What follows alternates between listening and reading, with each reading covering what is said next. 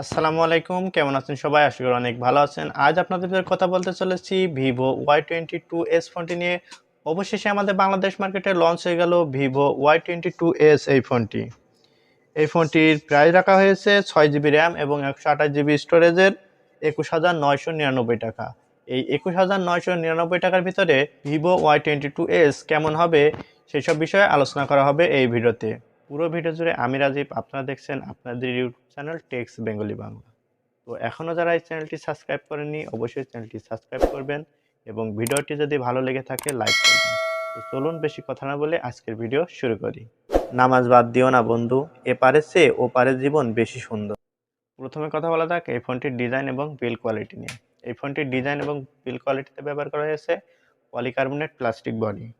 ফোনটির বডির থিকনেস আমরা পাবো 8.4 মিলিমিটার এবং ফোনটির ওয়েট 192 গ্রাম, যার কারণে এই ফোনটি অনেক হালকা এবং পাতলা দেখা যাচ্ছে। এবং ভিভোর ফোন মানে অনেক সুন্দর ডিজাইন লুক নিয়ে কিন্তু আমাদের ভিতরে আসে। আর ধারাবাহিকতায় এই ফোনটিও কিন্তু আমাদের মধ্যে খুব ভালো একটি ডিজাইনে এসেছে। ফোনটির পেছন সাইডে আমরা ডুয়াল ক্যামেরা সেটআপ কিন্তু দেখতে পাচ্ছি।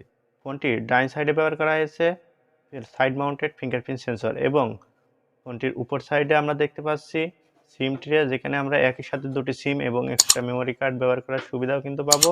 এবং ফোনটির বাঁ সাইডে কোনো কিছু থাকছে না, নিচের সাইডে ফোনটিতে ব্যবহার করা হয়েছে 3.5 mm headphone jack, loud speaker, USB type C port 2.0।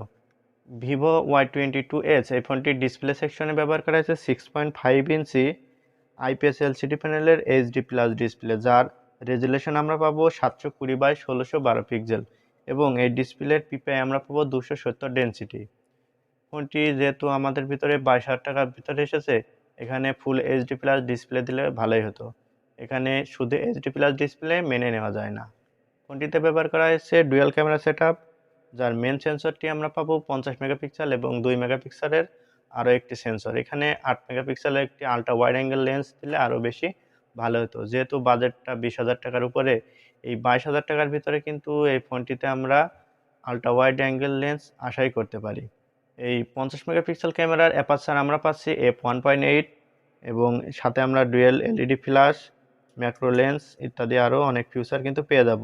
Video recording করতে পারছি আমরা 1080p 30fps-এ। ফ্রন্ট ক্যামেরায় ব্যবহার করা হয়েছে একটি 8 মেগাপিক্সেলের লেন্স, যার অ্যাপারচার আমরা পাবো f2.0। এই f2.0 হওয়ার কারণে আমরা খুব ভালো ভালো ছবি কিন্তু নিতে পারবো এর সেলফি ক্যামেরা থেকে। আমরা ফ্রন্ট ক্যামেরাতে সর্বোচ্চ ভিডিও রেকর্ডিং করার সুবিধা পাচ্ছি 1080p 30fps-এ। আমরা উভয় ক্যামেরায় কিন্তু 1080p 30fps-এ ভিডিও শ্যুট করার সুবিধা পেয়ে যাব। ব্যাটারি সেকশনে এই ফোনটিতে ব্যবহার করা হয়েছে 5000 মিলিঅ্যাম্পিয়ারের একটি হিউজ বড় ব্যাটারি এবং এখানে আমরা 18 ওয়াটের ফাস্ট চার্জার কিন্তু পেয়ে যাব।